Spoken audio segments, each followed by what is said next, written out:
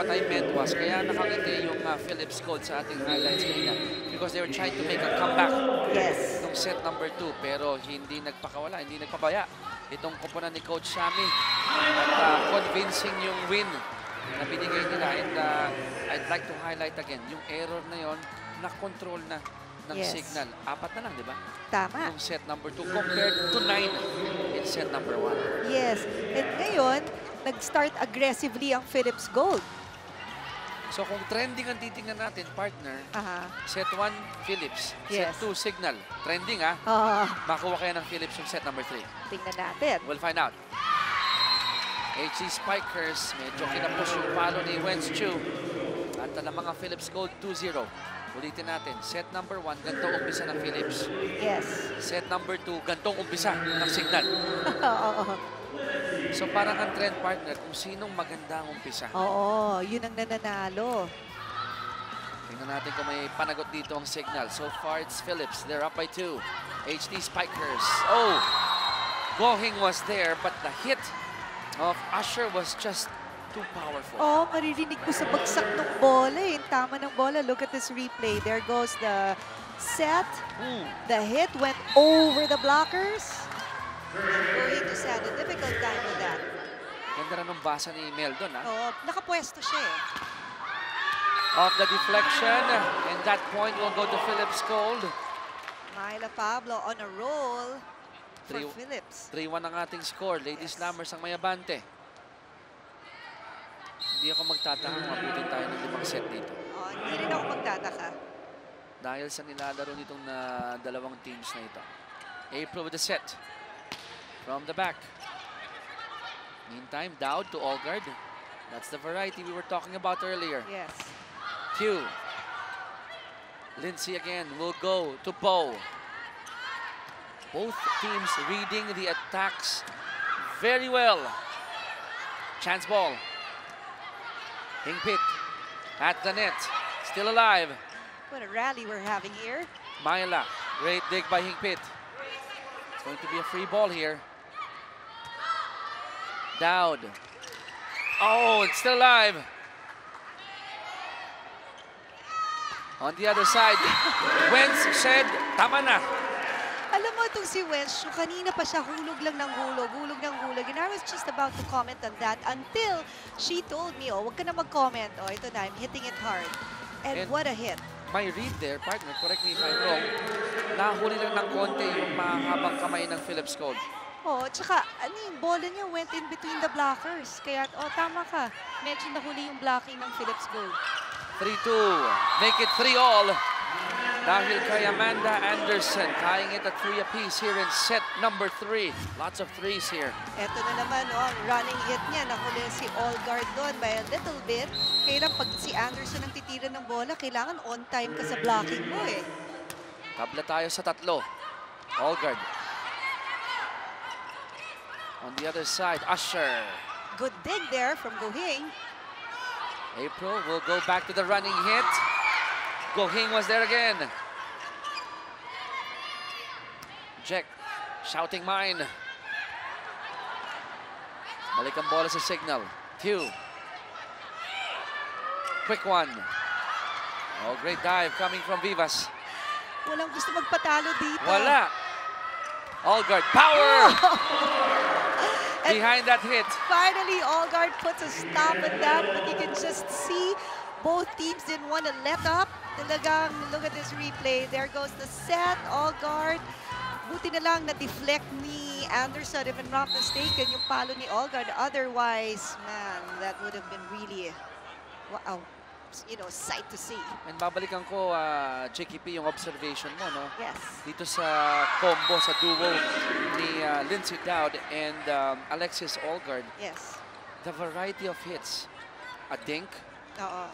off-speed, Off-speed. power. Oo. So, itong Signal, nanghuhula. Ano bang gagawin nito si Alexis Olgard? Oo, kaya talagang dapat on their toes sila eh. But they're doing well. Talking about Signal, after falling in set number 1, nakakuha ng set number 2, and tabla tayo dito sa set 3. Q, faking the right, going with the left, but it backfired. Yeah, I guess because Chu saw that the ball was a little outside of her comfort zone, kaya ginawa niya ng paraan with her left. And I always love seeing that from the players. Yung pepeke ng kanan. Tapos Sabay kaliwa. kaliwa. Malambot na tira lang, kaya hindi umabot. 5-4, Phillips up by 1. From the back, Alexis going to the corner in zone 5, but that one was out. Outside. Alam mo, from our vantage, parang it was just an inch off the line sa back line. And to think, galing pa siya sa likod. Oo, galing pa siya sa likod. Wench with a serve. Again, there's an error in rotation. Because what's happening here is before the service goes in, nagro-rotate na si Phillips Gold. And yun yung nahuli ni Ref Lumar Pajarillo. Kinakailangan in-flight yung bola. Tama ba ako? Kailangan released na yung bola. Oo. So, ang point na yan pupunta dito sa Signal HD. That's right. Kaya lamang po sila ng isa, 6-5. Service error. Ang binitawan ni Wen Chu. Kaya tabla muli tayo at 6 in set 2. Set number 3. Yun din yung medyo bad para dun sa serving team. Kasi hot na hot ka na to serve and then suddenly you're asked to pause because there's a discussion going on in the other side. So parang nawala yung momentum mo. No? Nawala yung momentum. Inipon mong momentum. Meantime, the dig of Captain Michelle, di nagwagi. Kaya ang bola or ang point pupunta dito sa Signal. Lamang sila 7-6. So on deck for Signal, April Hingpit. Alam mo, itong si April Hingpit, talagang yung services niya nahihirapan din ng Phillips Gold to receive eh. Dahil sa service ace na yan, 8-6 ang ating score. Lamang po ang Signal. We'll be right back. Wins Chu on your screens. Meantime, sa kabila, si Bo naman ang pinakita for the Lady Slammers. 8-6 ang ating score dito po sa set number 3. Lamang po ang Signal HD Spikers. Dadang with a quick one together with Lindsay Dowd. And they are up 8-7 dito po sa atin. Or rather, down ang Slammers ng isa na lang sa set number 3. Tinan mo, si Lindsay Dowd, partner. Hindi siya namimili sino isa-set niya eh. Pero alam niya kung paano niya isa-set. Yes. Whether to a local or to an import. And don't look now, we are tied at 8. Alam mo, I must say parehong teams, yung locals natin, talagang performing really well. Even here, si Myla Pablo, ang ganda ng kanyang pinapakita ngayon. At ang maganda dyan is napapakita natin sa mga nagmamahal ng volleyball na ang mga Pilipino magagaling din. Hindi lang import. Pero itong ginawa ni Ariel Asher, sabi niya, teka lang, ako muna pag-usapan niya. Naka-31 ako ng first game. Oo nga. Ang ganda rin naman ng pinakita ni Asher doon. Napakalakas ng kanyang palo. Kaya ng mga Signal HD, 9-8. Ang kapitan, Mick Labordes, ready for Signal. Dowd. Pablo with the left hand. It's good, and we are tied at 9. Myla Pablo, who's a right-hander, suddenly uses her left and scores with it. Talaga namang nicely done. Talang, baka makalimutan natin yung kasama natin. Carla, may balita ka sa Phillips. Anong meron mo? Just wanted to share something interesting during the last huddle ng Phillips Gold. Hindi na tumayo si Coach Francis. Si Lindsay Dowd na ang nag-motivational talk para sa kanyang mga teammates. Telling them, we practiced well, let's keep the fire going. At mukhang gumana naman ang kanyang motivational talk. Balik sa inyo, guys. Kita ko nga si Coach Francis dito. Parang minsan yan ang tactic ng coach. Maraming salamat, Carla, sa report mo na gumawa kayo ng paraan. That's diba? right.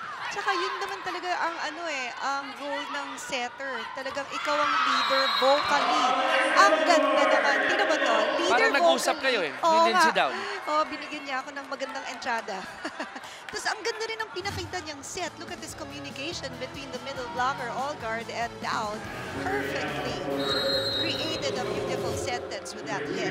And if I were to give an analogy, partner, with another sport, lumalabas na yung setter mo, yung parang point guard mo. Oo, correct. So again, that communication almost getting one more point for Phillips Gold. We are tied at 10. Great dig But that will go out. You know, that was a good hustle from Gumabaw because if she had gotten that and put it over the net, pabalik sa court nila, tinira pa nila ng one more time for an attack, that would have been a good one. So kalamangan, balik po sa panik ng Signal HD Spikers, 11-10. Vivas will be serving for Signal, 11 serving 10. Dowd to Bow, great net defense. Anderson was there, April was beside her for support. Alam mo kasi yung ginawa ni Gohing, tama yung position niya eh. Kasi for a, pag in case lumusot sa block, di ba, bumalik agad yung block, nandun siya to support. Kaya lang, medyo, iba lang yung position ng bola kanina. Lamang dito ang signal ng dalawa, Chick. Pwedeng tumatlo. Bumalik ang bola sa kabila. Good ball yun, even if it hit the shoulder. Running hit is in. According to our linesman. It was inside, said the linesman. 13-10 is the score. 3-point lead para sa HD Spikers. Coach Francis Vicente napapailing sa kanyang nakikita. Dowd not giving up. This time around, the set and the hit was not successful. Yeah, and yun, trinay ni Olgard gawa ng paraan. Kailang medyo mahirap na kapag ang set ay running. It's for a running set. So now, Lindsay Dowd takes a seat, takes a breather. Giselle C goes up and takes the setter's role. Parang ano eh, lumit kasi yung room to operate ni Olgard. Dahil halos nasa kanto na. Itong si... malapit na sa antena yun si Lindsay Dowd. Apat ang abante ng signal. Almost an error from Phillips Gold. April will set up. Two. Balik sa signal. Net defense. And Signal will score on that one. Ang ganda ng floor defense ng Signal. Hingpit with a good save there from an off the block. Nice. Nicely done. And coming from a deadlock at 10, Yes. 5 straight points ang pinakita dito ng HD Spikers. C will set up. Bow with a hit. Great dig coming from Vivas. To the back. That one was out. At Wenstew, medyo sumugal doon. Medyo sumugal lang. Kulang lang siya ng wrist action. Kaya mataas ang bola. So, konting galaw lang ng kanyang wrist. Hindi mo masisisi dahil nakita na open yung zone 5. I think she was really targeting even the corner. No? Apat ang abante ng Signal. Joust at the net. Hingpit will set up. Running hit. Great effort by C. Pero kinapos lang yung kanyang ginawa. The ladies in yellow. Bow on your screen. Kontra dito sa mga nakapula na Signal HD Spikers. Tabanan po ng Phillips Gold at ng Signal HD. Pangalawang araw ng PSL Grand Prix 2015 dito po sa may San Juan Arena. Reyes and Pablo. Ang inyong coverage team kasama si Lizardo. And that point again will go to Signal HD. Signal HD on a roll here. 17-11. Gusto na nila itong tapusin ng mabilisan before makuha ni Phillips Gold ang kanyang momentum ulit. At ang mabigat dito, Yes. Chicky, although binigay ng Signal yung set 1, pag manalo sila dito, back-to-back sets yan. Oo. So yung psychological advantage, obviously, will go to Signal HD. Oh, great hit coming from the captain, Michelle Gumabaw. And now, Dowd goes back in for Giselle C. So lamang ng 5 Signal. Pero ang bola nandito po sa Phillips Gold. 12 serving 17 on deck is the captain, Michelle Gumabaw. Good serve there. Great hit. Phillips Gold. Oh, look at that angle. The hit. Grabe. Hindi, alam mo kasi, kanina nga sinabi ko to sa'yo, di ba? When Bo goes up for a hit, there goes the set, she goes up. Ang bilis ng galaw ng kamay niya when she hits that ball. She has a drawback, a full drawback, and then when she goes up for that hit and finally hit it, ang bilis ng galaw nung wrist niya. Partner, right outside that 3-meter line. Di ba? Yun yung binanatan niya kanina. Oo. Pero may service error na binitawan dito ang Phillips Gold. So balik sa 5 ang abante ng Signal. It's 18 serving 13. And serving for Signal, numero 13, si Fritz Joy Gallinero. They call her Cuba sa kanyang amongst teammates. That's a cute moniker. Oh, yeah. Bo. Oh, great dig coming from Jack. Yeah, Jack was in the right place at the right time. And great, or I'm about to say, great read coming from Mel, pero nag-backfire. Tumama sa linya. Oo nga. So ngayon, there's a timeout. Tapatan mo yung hitter mo para yung bola sa'yo pupunta. Hindi na ibabaling sa kaliwa or kanan. Tama. Yes. Good save there from Todorovic. Chance ball. Almost scoring on that possession. At the net. Buhay pa rin ang bola. Usher. It's good. It's good. Usher, hindi pa nga ganun kalakas yung, yung bola niya, pero placing sa zone 1.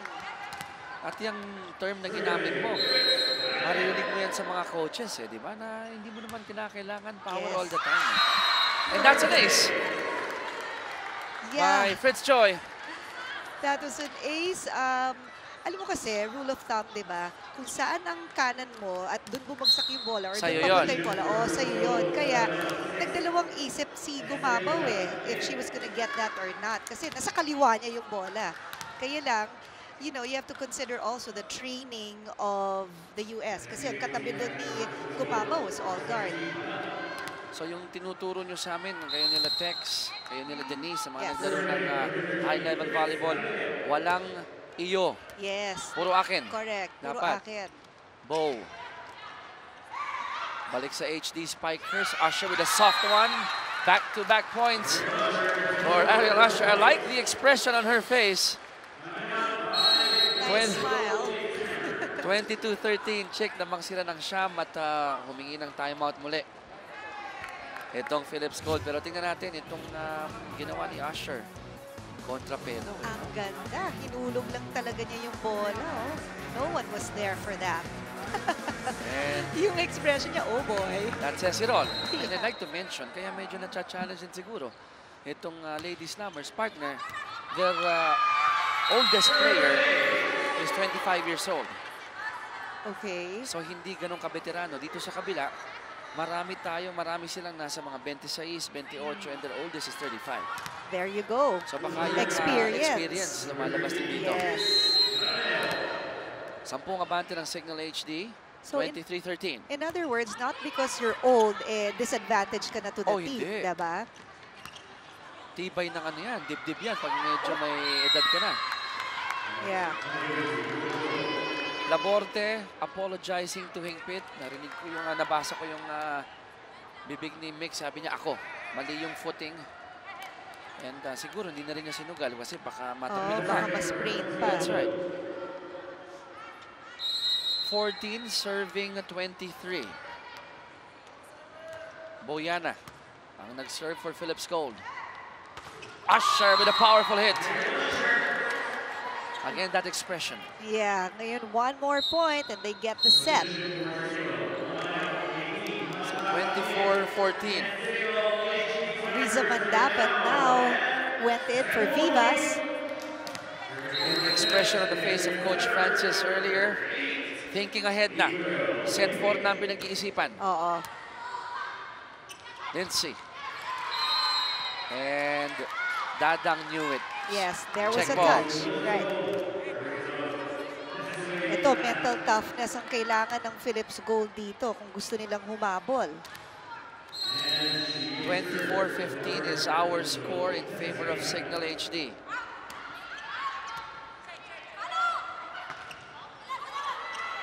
Buhay pa ang bola. Lady Slammers. Back set. Balik sa Signal. Usher. Lindsay. Smart move coming from Dowd. If you can do that sa offense, ang setter, why not, diba? Breaking the point, even if you're the setter. Look at this. Smart.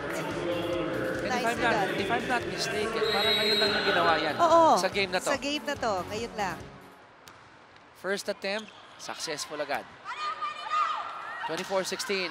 That was long, that was hard, that was far. And that point will go to Phillips Gold. You know, Phillips Gold has to take care of every move kasi isang pagkakamali lang nila. Tapos ang set. It's 17 serving 24. So And Yumi Yonko goes in for Dadang. si Yumi ang magsaserve. Yumi ang magsaserve. Off the bench.